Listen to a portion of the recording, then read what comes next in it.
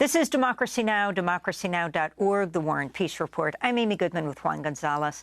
We end today's show with the producer of the Oscar-nominated Holocaust film, Zone of Interest, about the family of Nazi Commandant Rudolf Höss living in a tranquil life on the opposite side of the wall of the Auschwitz concentration camp. First, this is the film's trailer.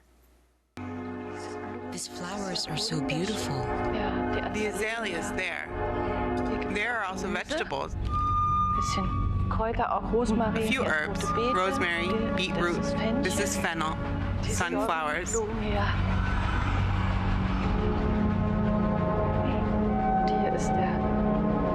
And here's kohlrabi. The children love to eat it.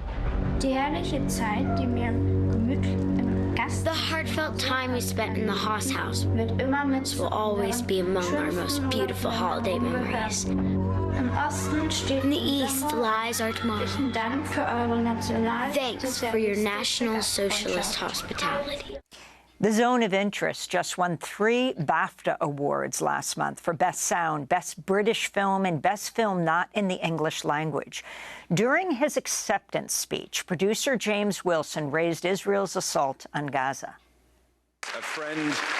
A friend wrote me after seeing the film the other day that he couldn't stop thinking about the walls we construct in our lives, which we choose not to look behind. Those walls aren't new from before or during or since the Holocaust, and it seems stark right now that we should care about innocent people being killed in Gaza or Yemen in the same way we think about innocent people being killed in Mariupol or in Israel. For more, we're joined by James Wilson, producer of the Oscar-nominated film The Zone of Interest. Nominated for Best Picture, among others. The Oscar ceremony is Sunday, Best International Picture. Congratulations, James Wilson, on all the nominations and what you won at the BAFTAs. Talk about that experience and why you related what's happening now with Israel's assault on Gaza to this Holocaust film, and talk specifically about that wall that separated the commandant's home from the Auschwitz concentration camp. Well, thank you, Amy. Good morning. Thank you for inviting me on the show. Well, I mean, why I said that? I mean, as you heard in the clip, I related the film both to the in the present moment to the Israeli assault on Gaza, but also the innocent victims in Israel on October the 7th, and I mentioned Yemen, and I mentioned Ukraine too, Mariupol too. So the context of that, which felt organic to the idea of the film, the questions of the film. You know, I know politics in film award speeches can grate sometimes, but this, as I said, this felt very pertinent to what the film's about, which is that as you say, the walls that separate us from things that we choose not to look at. Just as the friend who'd messaged me about the film, saying he couldn't stop thinking about that in his own daily life, and all of that just came together. I was obviously thinking about it beforehand. I felt, it was a nervous moment just to speak in front of a lot of people. I've never won an award for a film I've worked on, but it felt organic to the idea of the film. And you mentioned the wall in the film, and of course, the film stages an absolutely real situation, which is the Höss, the family of the commandant of Auschwitz and his wife and the family, and the life they led in a nice house and garden that exactly abutted Auschwitz in full operation in the early 1940s, and that wall, which is in the film and in that situation, was absolutely real, is of course also a metaphor for, as my friend's message said, the the way we can sort of occlude and tune out systematic violence, injustice, oppression, all sorts of things from our lives in order that we go on with them. I suppose the film asks that question: what are the walls in our lives like? Do we have walls like that in our life? Are there groups of people whom we care about more than others as groups of people socially, not as friends and family? And it seems quite clear that is the case. And I suppose the other thing about the film is we always wanted it to be feel modern and feel about the present. Everything about how we made it, how John Glazer, the writer-director of the film, wanted to make it was to make it feel like it was happening in the present and it reflected the present, and that was through the tools of filmmaking, cinematography, acting, music, sound design, to create this immersive feeling of present tenseness, which was a means to an hoped-for end, which was to reflect us in the present.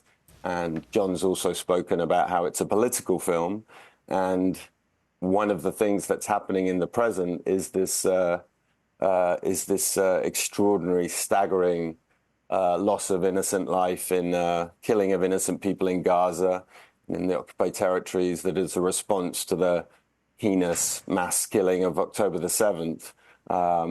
But it just seems very stark in the world that we have politically, our governments at least, have a different level of care and attitude to those innocent people being killed in Gaza and in Yemen, and of course in other, this selective empathy, I think, marks hundreds of years of human history. And I mentioned that I spoke to that in the brief speech I was able to make. And isn't just something that was happening, from 1940 to 45 in Germany. So all of those things sort of came together in that moment, in that speech.